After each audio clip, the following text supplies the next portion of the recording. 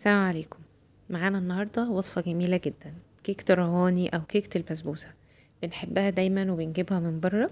هنعملها بقى في البيت بطعم جميل جدا وبسهولة وفي ثواني، مش هتاخد مننا مجهود.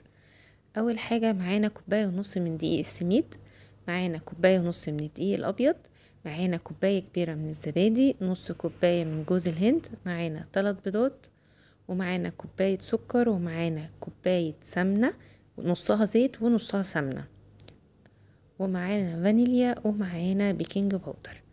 اول حاجة هنضيف ال3 بيضات مع كوباية السكر مع معلقة صغيرة من الفانيليا، ونبدأ نضربهم كويس جدا لحد اما البيض والسكر يتجانسوا مع بعض ويعملوا قوام زي ما انتوا شايفين كده، واللون بتاعه يفتح.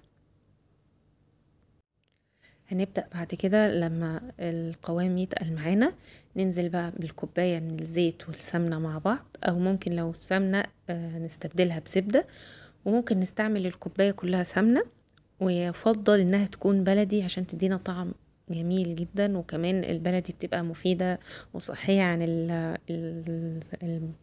السمنة العلب. نضيف بعد كده بعد ما ضربنا السمنة كويس، هنضيف بقى كوباية الزبادي، كوباية مش علبة، كوباية زبادي. هنضرب كويس الخليط ده، وبعدين نبدأ ننزل بعد كده بجوز الهند والدقيق الأبيض، ونكون نخلينه كويس ونقلب، نديه تقليبة في الأول.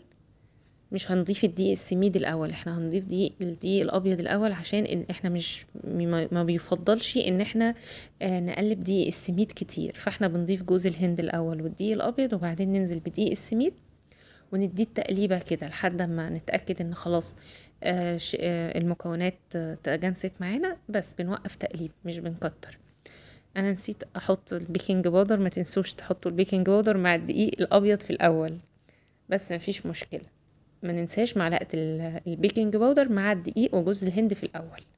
بس اديناها بقى التقليبة كده، نكون محضرين الصينية بتاعتنا وحاطين فيها دهنة زيت ورشة دقيق عشان خاطر ما تلزقش معانا. لو الصينية بتلزق مفيش مشكلة، او ممكن نحط ورق زبدة. هنساوي الخليط معانا وندخل الصينية الفرن على درجة حرارة 180 حوالي من 40 ل 45 دقيقة في الرف الوسطاني. ولو في مروحة هنشغلها، بنشغل الفرن من تحت بس، وممكن اخر ربع ساعة نقيد الشواية من فوق. نروح بقى للمرحلة اللي بعد كده، هنحضر الشربات. معانا كوباية ونص من السكر مع كوباية من المية. الشربات يعني لا خفيف قوي ولا تقيل قوي.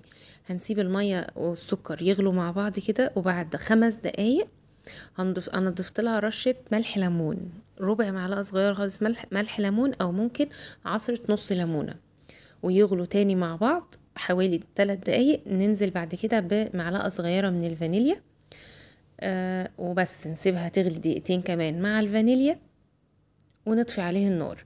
هتكون الصينية بتاعتنا خرجت من الفرن. الشربات بتاعنا بيكون دافي وهي كمان بتبقى دافية، وننزل بالشربات كده على صينية الكيكة ونسيبه شوية، بتكون شربته تمام زي ما انتوا شايفين كده. وننزل تاني لو في لسه بقية الكمية، بنزود الكمية تشرب براحتها بقى. يعني كده خلاص الكيكة شربت كل كمية الشربات اللي انا حضرتها، كوباية ونص من السكر وكوباية من المية. خلاص كده بقى حطيت على وشها شوية جوز هند وبس. خلاص الوصفة كملت معانا. جربوا بقى الطريقة وان شاء الله تعجبكم جدا. واشوفكم على خير يا رب، والسلام عليكم ورحمة الله.